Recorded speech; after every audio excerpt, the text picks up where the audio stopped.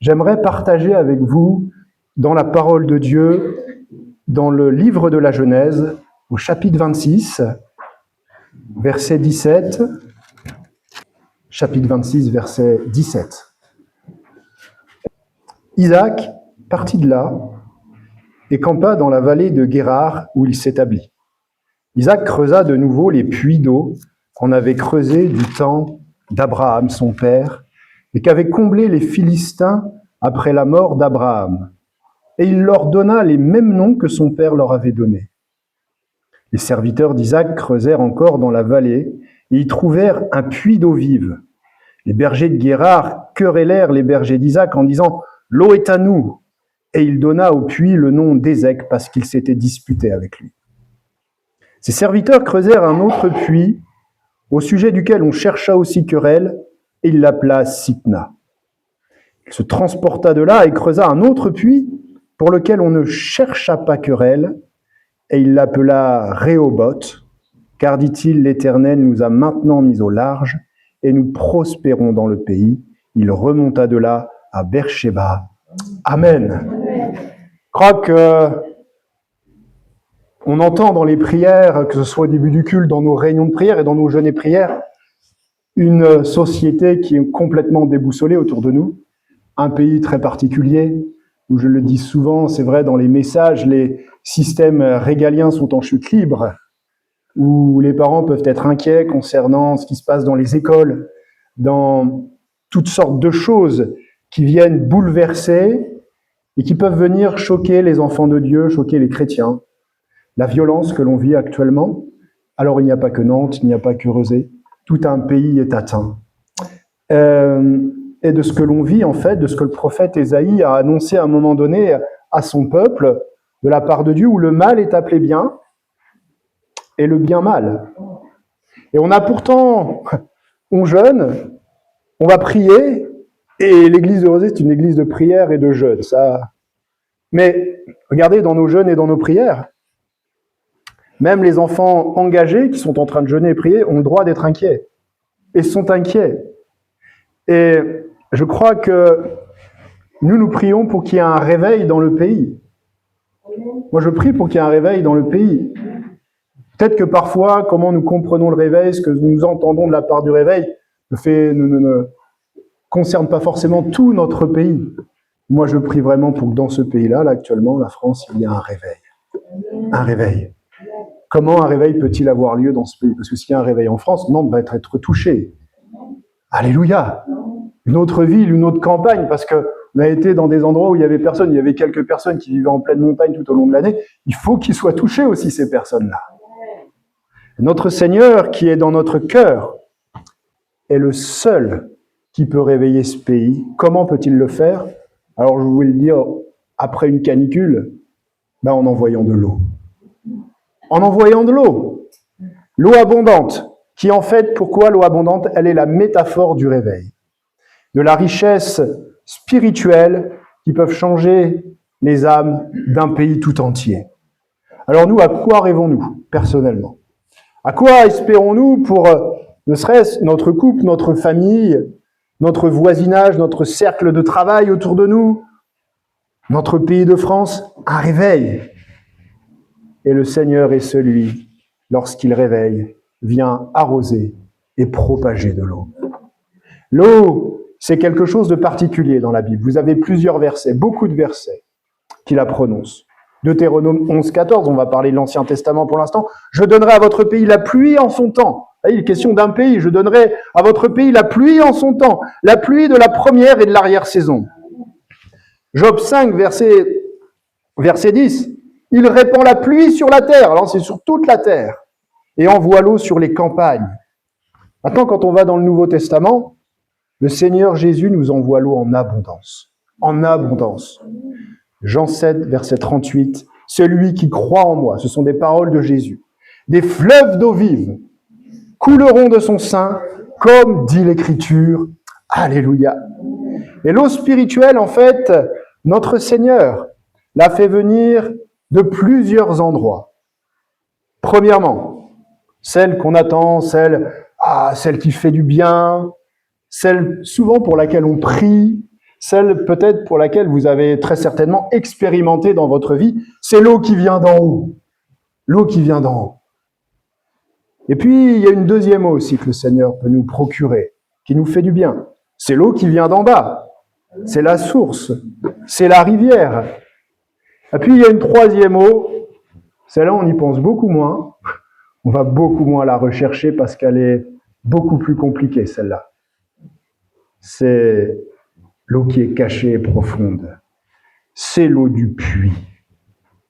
Et ce que nous allons voir ce matin, c'est cette eau-là qui est en fait la plus dure à avoir. L'eau d'un puits. Celle d'aller creuser, d'aller chercher en sous-sol. Mais c'est parfois aussi dans nos vies et pour un réveil en particulier, ce que le Seigneur nous demande d'aller chercher. L'eau d'un puits. Et le texte que nous avons lu sur Isaac s'arrête uniquement sur les eaux de puits. Les puits mentionnés dans la Genèse ont des noms significatifs qui vont faire allusion à des événements qui sont déterminés que nous allons voir. Scientifiquement, l'eau est très importante sur la Terre. Vous savez, notre sang est composé à près de plus de 80-90% d'eau. L'eau, sans eau, aucune vie sur la Terre ne peut se maintenir. Dans la nature, elle est présente sous des formes complètement variées. On a vu l'eau d'en bas, on a vu l'eau qui vient d'en haut, et puis il y a l'eau que les hommes trouvent, l'eau abondante. Et dans la Bible, vous avez des pays, vous avez des régions. On est dans le Moyen-Orient, on est dans l'Asie. L'eau est peu abondante. Quand on traverse des déserts, quand il y a des chaleurs particulières, peut-être même encore plus chauds que ce que nous avons vécu, les déserts qu'ils vont traverser, que le peuple de Dieu va traverser, ça va être compliqué d'aller chercher l'eau. Ça va être une de leurs premières attentes. Il va falloir boire dans le désert. Les déserts que nous traversons de manière intérieure, nous avons aussi besoin d'eau. Mais nous permet d'aller chercher l'eau que Dieu veut pour nous.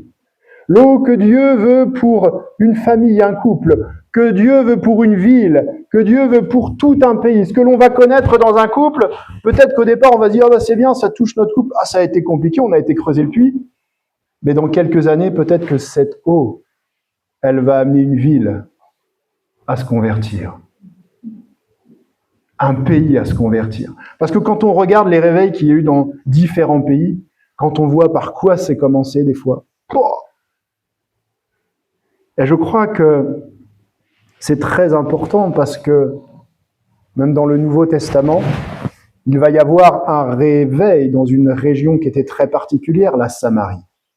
Samarie était très particulière. Hein. Il va y avoir les prémices d'un réveil. Eh bien, c'est fou de se dire que les prémices d'un réveil, avant que Philippe évangélise la Samarie, mais que les prémices d'un réveil ont eu lieu au pied d'un puits, le puits de Jacob. Le puits de Jacob. Et Jésus sera là, dans une canicule qui est terrible, puisqu'il y a une femme qui va sortir quand il n'y a personne sur les heures de midi. La température est terrible, mais comme elle est rejetée, comme elle vit dans le péché, elle va choisir cette heure parce qu'elle est sûre de croiser personne. Et elle va aller au puits de Jacob. Et elle va voir Jésus. Et Jésus n'a pas de vase pour semer de l'eau. C'est compliqué. Et Jésus va lui dire, mais celui qui boira de l'eau que je lui donnerai n'aura jamais soif. Et l'eau que je lui donnerai deviendra en lui une source d'eau qui jaillira jusque dans la vie éternelle. Et en fait, cette femme, elle a défié Jésus par ses paroles, pensant que Jacob, le patriarche, serait plus grand. Et toi, comment tu vas nous donner à boire? Tu n'avais pas de vase dans tes mains. Et ça, elle était comme ça, cette femme. Et Jésus, avec cette femme, va faire quelque chose de merveilleux. Et je crois que c'est aussi ce que, quand on lit les puits de la parole de Dieu, ceux qui vont creuser ces puits dans les déserts, il y a une révélation spirituelle pour nous et notre vie avec le Seigneur Jésus, qui va faire beaucoup plus de grandes choses que des puits que nous allons creuser. L'eau qui sortira de ce puits, c'est l'eau du Seigneur, l'eau qui vient du Seigneur Jésus-Christ. Alléluia. Elle est abondante. Et elle est pour nos vies. Et elle est pour, je pense, toutes les âmes d'un pays. Alléluia. On prie pour un réveil national. On prie souvent pour recevoir quelque chose de particulier du Seigneur. Mais rien ne descend. Rien ne nous remplit. Et Dieu nous demande pourtant encore de le servir. Et parfois, on traverse une période de souffrance. On sert le Seigneur. Et Dieu nous demande encore de continuer à le servir dans ces périodes. C'est les déserts. Quand on vit des périodes difficiles, où on a une souffrance peut-être individuelle, et Dieu nous demande encore de continuer à le servir. C'est très particulier. Mais les actions d'Isaac vont nous révéler des choses merveilleuses. Les premiers défis que Dieu nous demande dans les déserts, c'est déjà de regarder la disposition de nos cœurs. Parce que quand on traverse un désert, quand Dieu nous demande quelque chose dans un désert, il faut une disposition de cœur. Il n'y a pas de disposition de cœur, ça va être très compliqué. On fera rien du tout. Mais le premier défi que Dieu nous demande dans les déserts, c'est de faire face et affronter peut-être des souffrances qui existent, que l'on avait mis de côté, que l'on avait rangé au placard. Et la problématique de ce que le diable nous a peut-être et très certainement volé, ce que l'on avait, mais ce que l'on n'a plus. Et la disposition de notre cœur au désert, c'est de récupérer ce que l'on avait et que l'on nous a volé. Au verset 18, Isaac creusa de nouveau les puits d'eau qu'on avait creusés du temps d'Abraham, son père, et qu'avaient comblé les Philistins après la mort d'Abraham. 2 puits principaux creusés du temps d'Abraham, qui avaient été bouchés par les Philistins. C'est fou, hein? Et on est dans le livre de la Genèse, hein? Et les Philistins bouchent déjà des puits qui avaient été creusés par Abraham. C'est-à-dire que lui va retrouver, va récupérer ce que l'ennemi, le diable, leur a dérobé. Et je crois que c'est important pour nous, ça nous révèle parfois dans nos vies ce que beaucoup peuvent vivre, ce que le diable a dérobé dans une vie, ce qu'un enfant de Dieu à un moment donné vivait dans sa vie personnelle et de ce qu'il n'a plus puisque le diable vient pour dérober des choses. Alors, avant de prendre l'initiative d'avancer et d'aller dans le monde pour faire autre chose, parce que j'ai pu ça avec le Seigneur, alors malheureusement, la tentation, c'est de tourner ses regards vers le monde, se tourner vers le monde, sur qu'il y a peut-être bien à faire dans le monde. Non, le Seigneur nous demande d'aller récupérer ce que l'ennemi nous a dérobé. Et notre Seigneur le fera pas pleuvoir du ciel, cette chose-là. Il faudra aller le récupérer en profondeur et aller creuser comme un puits, comme Isaac a creusé. Et ce que va faire Isaac, c'est quelque chose de primordial. Il va récupérer ces 2 puits principaux du temps d'Abraham que les Philistins se sont permis de boucher. À la mort de son papa Abraham, l'ennemi s'est permis ces choses-là. Et lorsque l'on est engagé avec Dieu, comme l'a été Abraham, nous vivons des moments difficiles et à l'issue de certains événements de souffrance, ça peut être la perte de quelque chose, ça peut être quelque chose que l'ennemi vient nous voler. Et le diable se permet de prendre des choses.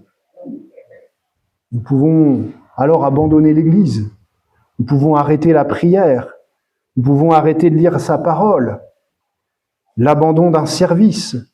Je peux parfois perdre un travail que Dieu m'avait ouvert aussi dans ma vie personnelle. Mais Isaac, lui, va contre cela. Il va contre ces choses. Il a un désir de récupérer. Le premier puits qu'il creuse et qu'il récupère, c'est Be'er Lakai Roy. Be'er Lakai Roy. Le puits de celui qui vit et me voit. C'est ce que ça veut dire. Le puits de celui qui vit me voit, il est situé au nord de la région de Kadès. Alors pourquoi ces puits avaient été creusés du temps de son papa, appelés comme cela? Eh bien, ce puits que Isaac va récupérer, ce premier puits, Bir Lakai Roy, il est très particulier parce qu'il est issu du temps de la problématique de famille qu'il y avait dans la famille de son père entre Agar, Sarai et Abraham. Et l'ange de l'Éternel était apparu à Agar, qui était une Égyptienne et qui était partie, qui avait quitté à un moment donné, parce qu'il s'était passé quelque chose voilà, de conflictuel, de terrible dans le couple entre Isaac et Sarai. Elle était partie, elle avait une relation avec Abraham, elle était enceinte et elle va quitter cette famille. Elle va se retrouver toute seule dans le désert. Elle était une femme égarée, une femme étrangère. Et puis, le récit de la Genèse nous dit que l'ange de l'Éternel va la trouver près d'une source d'eau dans le désert. Et c'est une grâce de Dieu quand on est complètement égaré, quand on a quitté parce qu'on a une vie de péché, quand on est arrêté par le Seigneur. C'est une grâce de Dieu déjà. Et le Seigneur, l'ange de l'Éternel va lui parler. Et Dieu a pourtant permis des choses à Agar. Hein. Il a permis de tomber enceinte. Hein. Il a autorisé des choses, d'avoir un fils, Ismaël. Et Agar se permettra de donner un nom à l'ange de l'Éternel quand il va se passer cette chose-là sur cette source d'eau, Ataï El-Roy, le nom de l'Éternel qui lui a parlé. Car elle n'avait rien vu ici après que l'Éternel l'ait vu. C'est-à-dire pour Agar l'étrangère, eh bien Dieu, tu es un Dieu de vision, tu m'as vu. Je suis une étrangère, j'ai une vie particulière. Et pourtant, Dieu nous voit. Dieu nous voit, c'est-à-dire un Dieu qui voit toutes choses dans nos vies, que nous voyons, et elle donne ces phrases en affirmant avoir vu le Dieu qui la voyait. Avoir vu le Dieu qui la voyait. Et quand on fuit le Seigneur de manière dissolue, on peut encore rencontrer le Seigneur. Et moi je crois que ce matin, peut-être, vous traversez quelque chose, vous fuyez une situation, quelque chose. Et bien même dans ce que vous fuyez, ce peut être l'endroit où vous vous dites, de toute manière, je ne veux rencontrer personne, mais le Seigneur vous voit. Et si vous acceptez cela, vous pouvez aussi rencontrer le Seigneur. Et là, il y a une rencontre qui se passe, alléluia. Et le Seigneur peut se révéler à votre cœur et venir vous parler. Peut-être un jour, vous avez connu le Seigneur, puis un événement fait que vous l'avez abandonné l'Église, la prière, la lecture de la parole, et perdu des choses qui faisaient du bien dans votre vie. La protection à votre travail, la protection à l'école, peut-être pour un ado, pour un enfant, une vie de l'esprit. Peut-être vous pensez avoir perdu la vision du Seigneur, de ce que le Seigneur parlait à votre cœur. Vous ne l'avez plus. Vous avez arrêté de voir le Seigneur agir dans votre vie. Vous ne le voyez plus. Eh bien, Isaac, des années après Agar, va creuser de nouveau ce puits qui était à ce jour le puits de celui qui vit et qui me voit. Le puits de celui qui vit et qui me voit, celui qui vit, celui qui peut changer une vie, ramener une personne dans l'Église. Jésus est vivant. Alléluia. Ça, c'est notre Seigneur. Alors, quand nous arrêtons sur les textes de la Genèse, on n'a pas encore cette révélation absolue, si on ne va pas après dans l'Évangile. Mais nous qui avons rencontré le Seigneur Jésus-Christ, Jésus est vivant, alléluia. Et il vous voit, et vous pouvez le rencontrer. Isaac va vouloir récupérer ce que l'adversaire a voulu faire disparaître, et il va y arriver. Alléluia. Je ne sais pas ce que le diable a voulu vous prendre, ce qu'il vous a pris, ce qui est caché, joie de vivre, vie de prière, confiance dans votre couple, zèle disparu, il y a tellement de choses. Et vous traversez un désert sans savoir où aller, mais comme Isaac, si vous vous arrêtez sur ce qu'il vous a pris, que vous le reconnaissez et que vous voulez récupérer véritablement ce que le Seigneur vous a pris, alléluia, alors Jésus peut apparaître dans votre cœur et votre vie peut être complètement différente. Creusez ce puits qui existait avant, celui de reconnaître que le Seigneur est vivant et qu'il vous voit, qu'il nous voit dans tout ce que nous faisons. Le Seigneur nous voit dans tout ce que nous faisons. Hein. Comment faire pour creuser un puits ? Eh bien, s'enfermer dans le secret de notre chambre. S'enfermer dans le secret de notre chambre, dans l'intimité de la prière, dans les chants, dans sa recherche, s'enfoncer dans cette direction-là. Et nous verrons ce que le Seigneur a pour nous. Nous verrons véritablement que dans ces moments-là, là, le Seigneur nous voit. Là, le Seigneur nous voit. Il voit ce qu'on est en train de faire dans notre intimité avec lui. Isaac va récupérer en creusant un deuxième puits que les Philistins avaient comblé.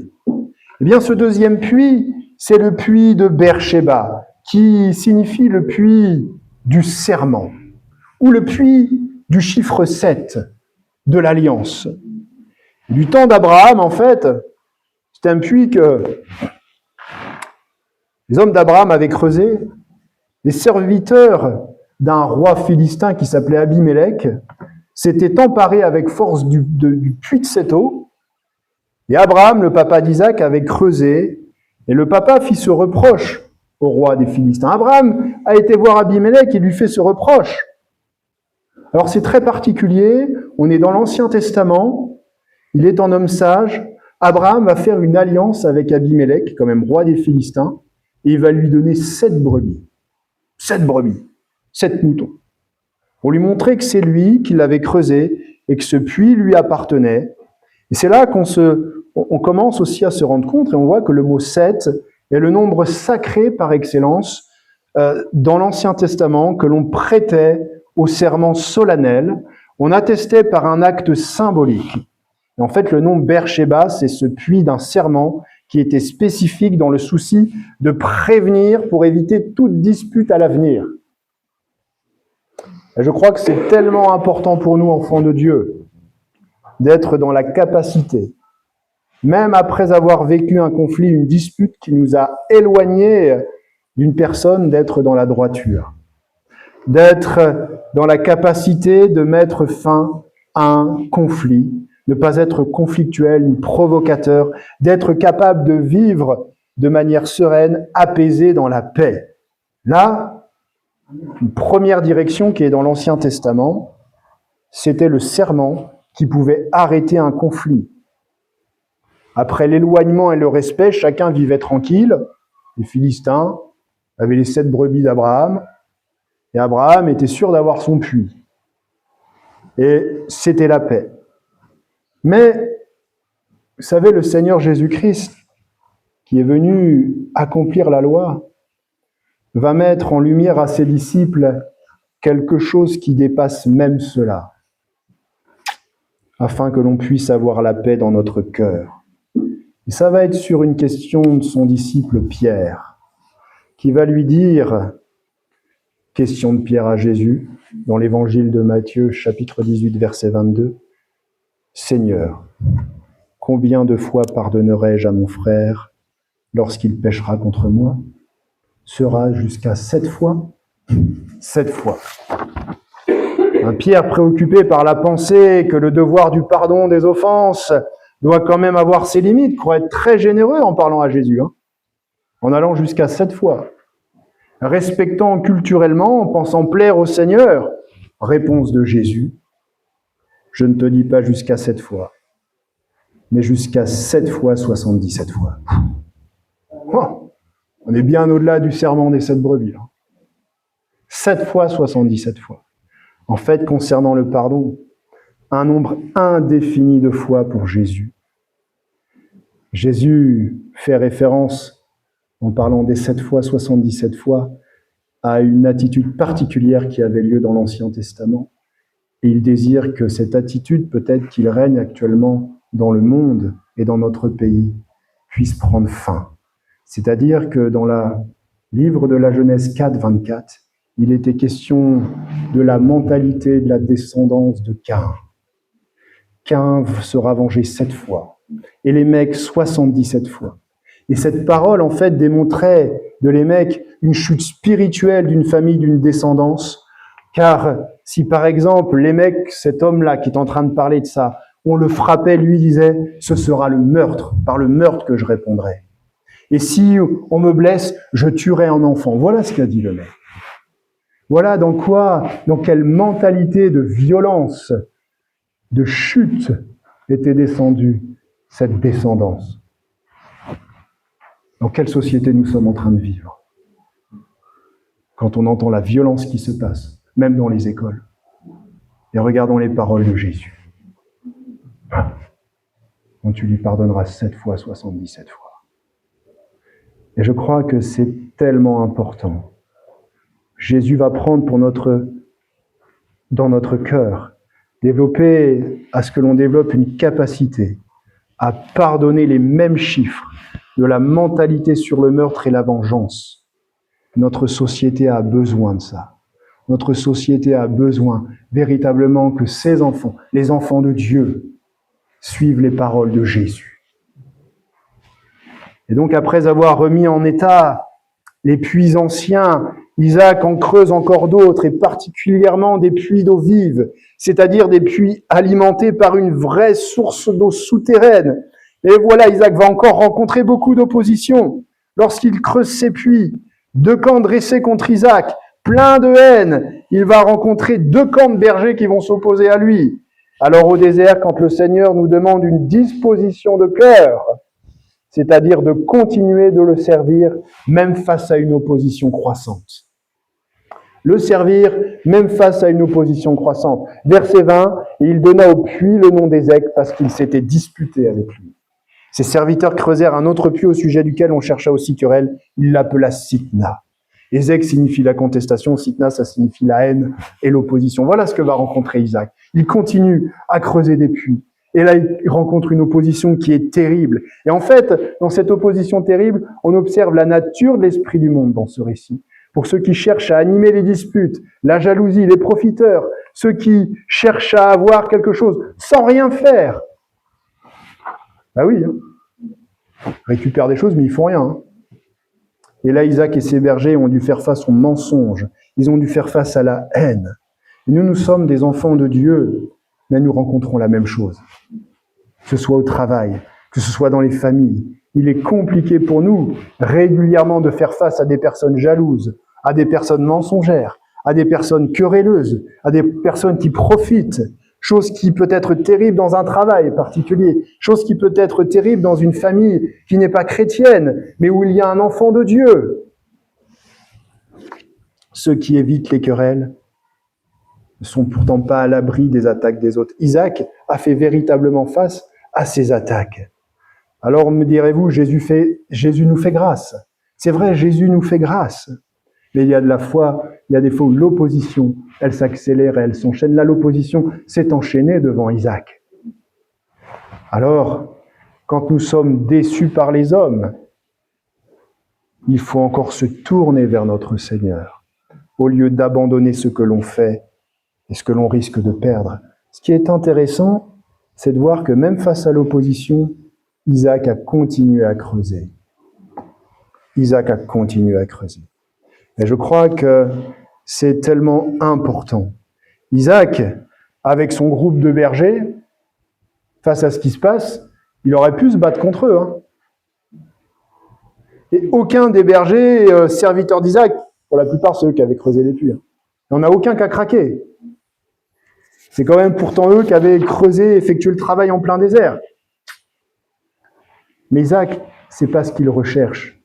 Au travers des déserts, quand on est au travers des déserts, qu'on traverse un désert, et que Dieu nous demande de chercher de l'eau, c'est pour avoir un repos, une tranquillité et une paix.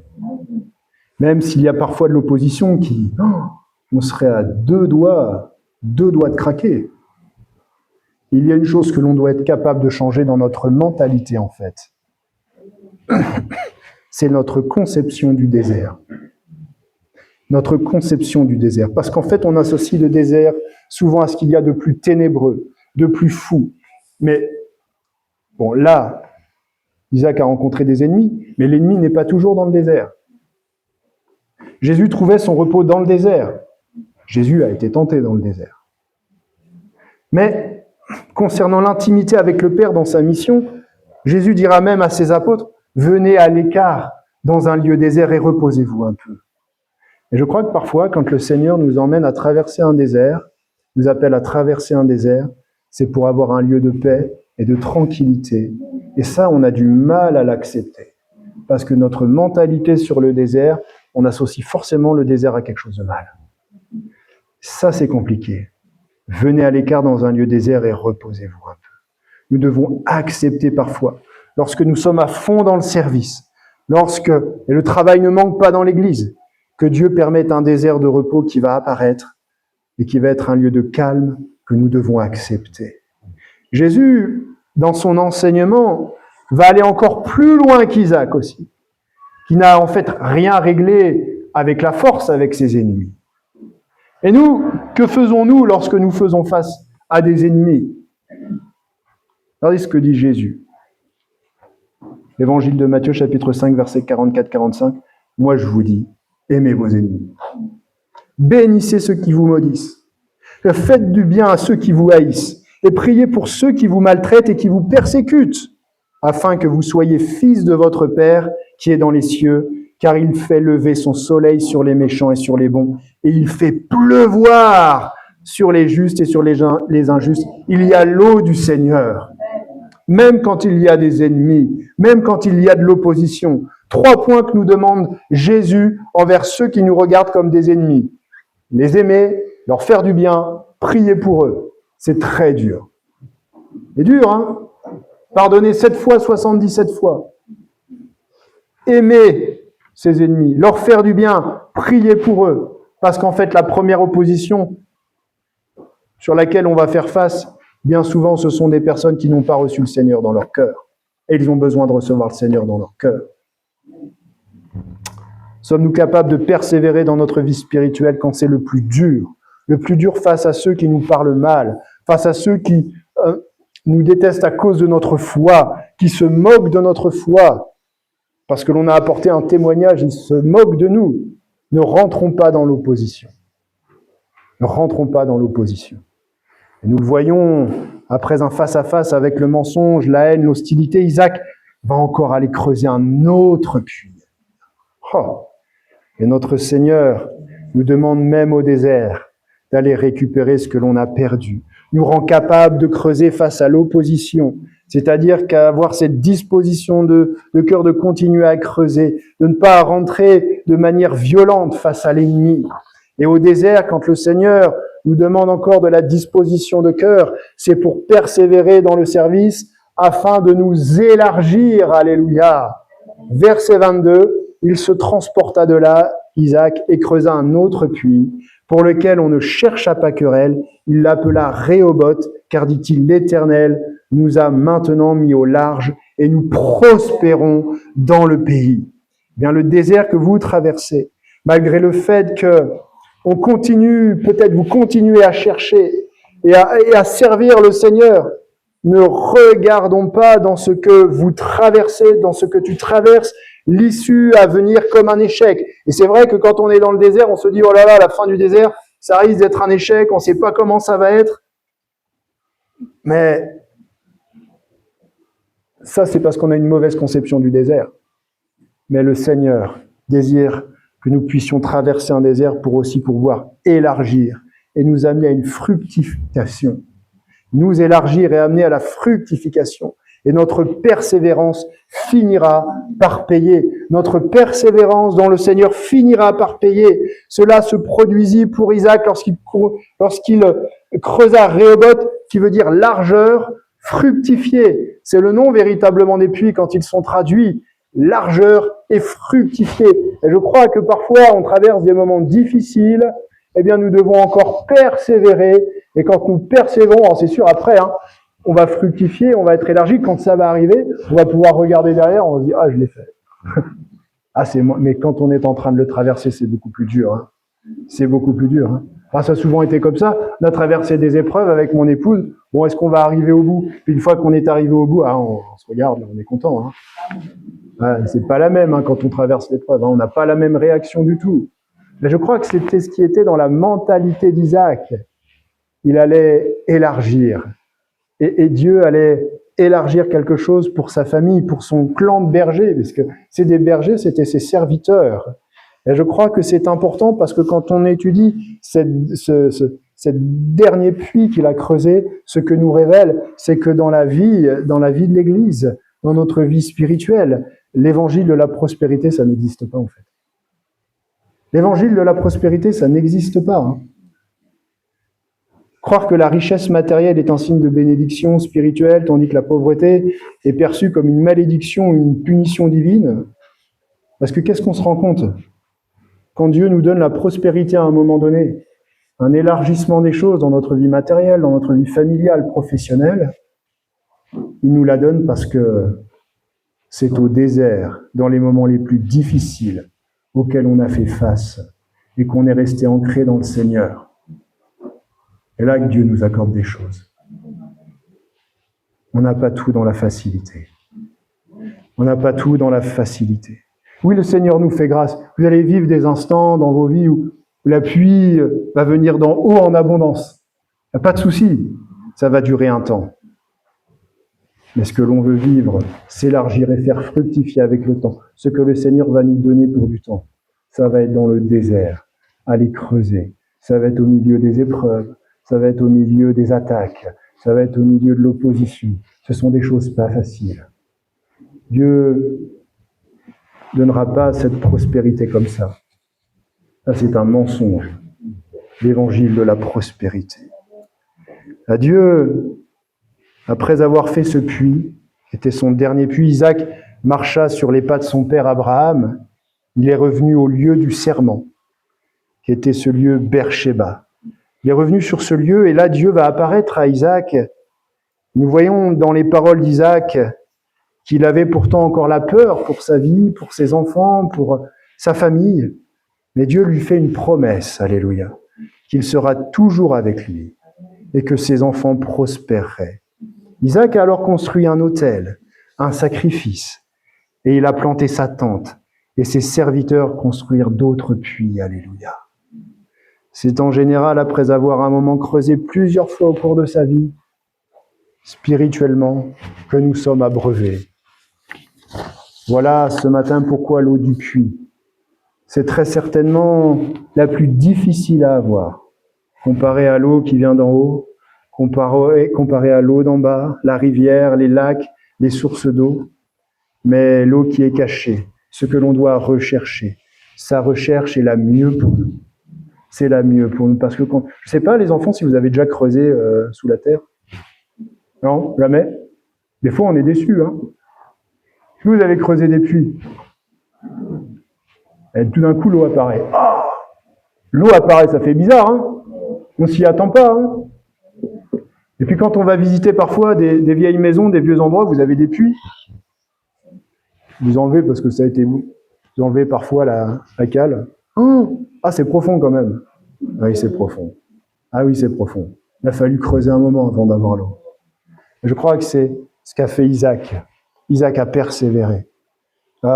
Pensons au réveil qui peut se passer dans ce pays. Je ne sais pas comment ce réveil va se passer. J'y crois personnellement. J'y crois personnellement et je crois que très certainement, ce sera au travers des puits que les enfants de Dieu iront creuser. Alors ce sera dur, et c'est vrai que quand on va creuser ces puits, on ne pensera pas forcément au réveil, mais si nous creusons comme Isaac a creusé, le Seigneur fructifiera, élargira. Je prie pour la ville de Rezé, la ville de Nantes, mais le Seigneur, je prie vraiment pour qu'il puisse élargir sur tout le pays. C'est tout le pays qui a besoin de la grâce de Dieu. Toutes les familles. Que le nom du Seigneur soit glorifié.